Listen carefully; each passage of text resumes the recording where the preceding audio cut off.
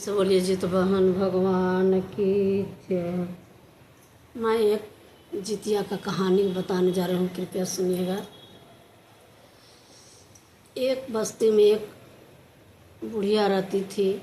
उसका कोई नहीं था, बेचारी को बाल बच्चा कोई नहीं था। वो बस्ती का जितना न्योता उतारता था, शादी ब्याह का, सब बेचारी देती थी, करती थी। एक बार इतना पानी होने लगा, इतना वर्षा पड़ने लगा कि वो गेहूँ सुखा नहीं सक रही थी। और उतने में आस पड़ोस से न्योता आ गया शादी का। वो और सोचने लगी कि अब क्या करें, न्योता आ गया शादी का, आटा देना रहता है, जिसको जो नियम रहता है वो निभाता है अपना शादी ब्याह में। तो इसी तरह ये बुढ़िया को आटा बेचारी को देना था। अब क्या करे, इतना वर्षा गिरे, इतना वर्षा कि गेहूँ सूखबे न करेगा बेचारी को। तो सूर्य भगवान को बोली कि हे सूर्य भगवान, आप एक दिन के लिए धूप कर दीजिए और मेरा गेहूँ सूख जाएगा तो आप रात में आइएगा। इस तरह बोली तो सच में धूप निकल गया और उसका गेहूँ पूरा सूख गया। वो बेचारी गई, मिल में गई, आटा उटा पिसा करके लाई और जिसका घर शादी था उसको जा कर के अपना न्योता पुरा दी। शाम हुआ तो वो सोचने लगी कि अब हम क्या करें, अब तो सूर्य भगवान आएंगे, हम कैसे क्या करें, कुछ समझ में नहीं आ रहा है। वो अपना उम्र भी देखने लगी और बोली कि भगवान से तो हम वादा किए हैं, सूर्य भगवान से।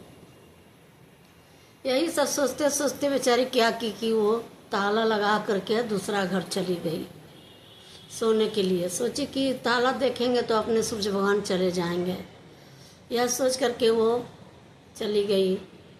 अब रात हुआ तो सूर्य भगवान आए और देखे कि अरे ये तो ताला लगा के चली गई है, तो क्या करें। तो उतने में सूर्य भगवान का कि उसका ओरी का पास में पेशाब करती हैं और वहाँ से वो लौट गए। आज बुढ़िया तो बेचारी आई, बहुत खुशी खुशी आई कि चलो रात कट गया, सूर्य भगवान तो आकर के चले गए होंगे। आकर के देखी कि ओरी पर एक ठो लाल साग बहुत बड़ा, बहुत खिलल था। लाल साग जो होता है, जिसको कोई गेनहारी बोलता है, हरा भी रहता है, लाल भी रहता है, वो लाल साग था। ये क्या कि वो लाल साग को तोड़ करके बढ़िया से बना करके खा ली तो उसको पेट में बच्चा रह गया वही साग से। 9 महीना पूरा हुआ तो लड़का जन्म लिया। अब वो लड़का धीरे धीरे बढ़ने लगा और बाहर जा कर के खेलना भी शुरू कर दिया। इतना बड़ा हो गया था, खेलने लायक बाहर। तो सब बच्चा लोग बोलते थे कि अरे तुम तो बिना बाप का बच्चा है, बिना बाप का बच्चा है। तो रोज रोज सुनता था, बेचारा अच्छा नहीं लगता था। तो वो आकर के माँ को बोला कि माँ, सो मेरा कौन बाप है, सो बताइए। बाहर खेलने जाते हैं तो सब कहता कि बिना बाप का बच्चा है, बिना बाप का बच्चा है। तो वो बोली कि लाल सा जो निकलते हैं गोल सा ना, उन्हीं को जा कर के घेरो। जा कर के वो लड़का सूर्य भगवान को घेर लिया। घेर करके बोला कि पहले आप बताइए मेरा बाप कौन है। तो सूर्य भगवान तो सब जानते हैं, खेला उनका रचयिता कौन न जानेगा, देवता का रचयिता। सूर्य भगवान बोले कि तेरा बाप हम हैं। और यही सब बोले कि तेरा बाप हम हैं, सजाओ तुमको। तो वो बोला कि मेरा नाम बताइए, नाम बताइए। तो बोले कि जाओ, तुमको जितिया से नाम रहेगा, तुमको सब पूजा करेगा।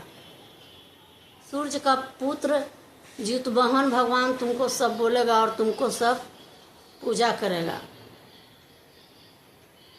तो वो आकर के माँ को बोला तो माँ सोची कि अरे ऐसे कैसे हो सकता है। फिर वो याद की कि अरे सूर्य भगवान को तो हम बुलाए थे और वही नहीं मिले, तो लाल साग दिए, पेशाब कर दिए तो लाल साग निकला था, उसी को हम खाए तो ये मेरा बच्चा रह गया।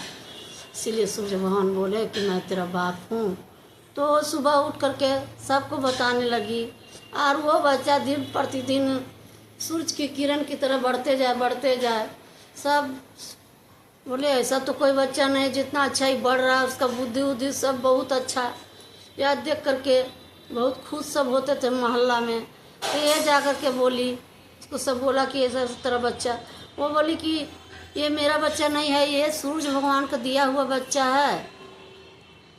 सो हम शादी के लिए गेहूँ का आटा हमको न्योता पुराना था तो नहीं था, तो सूर्य भगवान को हम बोले हे सूर्य भगवान आप धूपा निकल जाइए तो हम जाके अपना निमंत्रण न्योता मान लेंगे। तो सूर्य भगवान पूरा उस दिन धूपा निकल गए और शाम हुआ तो हम किवाड़ी लगा करके भाग गए कि अब तो ये उम्र में सूर्य भगवान आएंगे, हम क्या करेंगे। तो आए तो देखे कि ओरी पर साग, लाल साग था, उसी को बनाए और खा लिए। तो ये बाबू मेरा रह गया।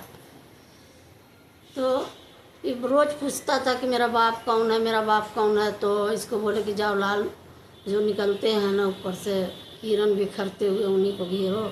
ये जा कर के घेरा और पूछा तो बोले कि मैं ही बाप हूँ। सो लाल साग तेरा माँ खाई और उसी से ऐसे। तो यह इससे यही मिलता है कि जो भी परवैतीन जितिया करते हैं तो पारण के दिन लाल साग ज़रूर खाइए, क्योंकि उन्हीं से जितवाहन भगवान आए हैं। वो लाल साग खाने का बाद, और उनका पिता सूर्य भगवान हैं। तो प्रेम से बोलिए जितवाहन भगवान की जय।